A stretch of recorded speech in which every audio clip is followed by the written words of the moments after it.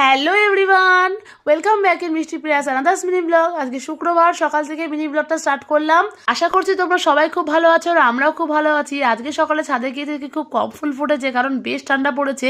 দেন তো ঠাকুর প্রণাম করে নিচে চলে আসলাম। দেন তো নিচে নেমে চা খেয়ে রেডি হয়ে বেরিয়ে পড়লাম কলেজের উদ্দেশ্যে। আজকে আমার লাস্ট ডে এক্সাম। এদিকে বোন বেরিয়ে যাওয়ার পরে তো আমি সকালে ব্রেকফাস্ট করে রেডি হয়ে বেরিয়ে পড়লাম স্কুলের উদ্দেশ্যে। আর আজকে তো টোটো দাদা আসেনি, তাই আমি আজকে গাড়ি নিয়ে গেছিলাম।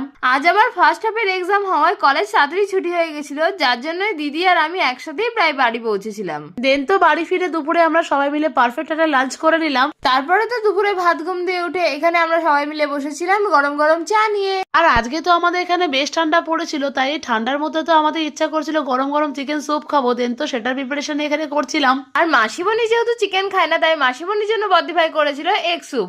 আর দেন তো আমরা দুজনে মিলে বসে পড়েছিলাম শীতের রাতে গরম গরম স্যুপ এনজয় করতে। আর তার সাথে বসেছিলাম দেখতে এই নতুন সিরিজটা। আজকের মতো এইটুকুই, দেখা হবে পরে কোনো মিনি ব্লগে। Thanks for watching, bye bye.